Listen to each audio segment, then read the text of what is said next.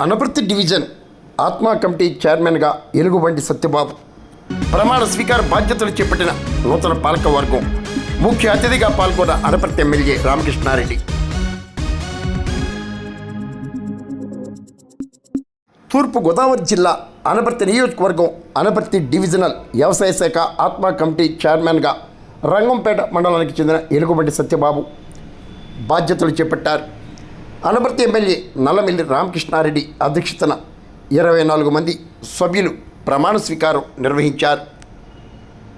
ఆత్మా కమిటీ నూతన చైర్మన్ సత్యబాబు, కూటమి నేతలు ఎమ్మెల్యే రామకృష్ణారెడ్డిని ఘనంగా సత్కరించారు.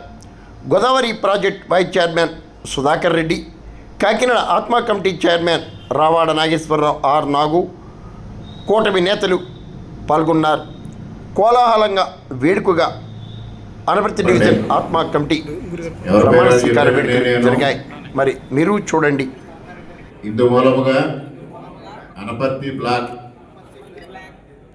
ఆత్మా కమిటీ చైర్మన్ అని పాలకవర్గ సభ్యులని ఎన్నిక కాబడిన నేను మనఃపూర్వకంగా ఆత్మసాక్షిగా మనసా వాచ కర్మణ చిత్తశుద్ధితో అనపర్తి బ్లాక్ రైతులకు, వ్యవసాయదారులకు ముఖ్యంగా సంబంధించి అన్ని విధాలుగా కేంద్ర రాష్ట్ర ప్రభుత్వాలు నిర్దేశించిన పద్ధతిలో రైతు సంక్షేమం కోసం ప్రభుత్వం ఏ విధమైన కార్యక్రమాలు ఏర్పాటు చేసిందో అవన్నింటినీ సక్రమంగా అమలుపరచడంలో మా వంతు బాధ్యత మేము నిర్వర్తిస్తామని ఆత్మసాక్షిగా ప్రమాణం చేస్తున్నాను.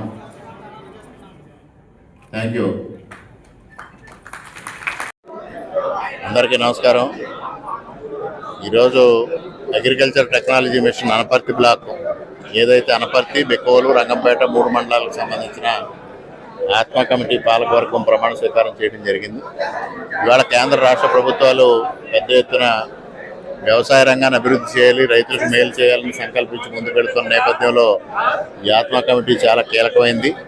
ముఖ్యంగా నిన్నటి రోజున ప్రధానమంత్రి గారు ప్రధానమంత్రి ధనధాన్య యోజన అనే కార్యక్రమాన్ని ప్రారంభించడం ద్వారా 34,500 కోట్ల రూపాయల ప్రయోజనాలు రైతులకు చేకూర్చే విధంగా కార్యక్రమాన్ని రూపొందించారు.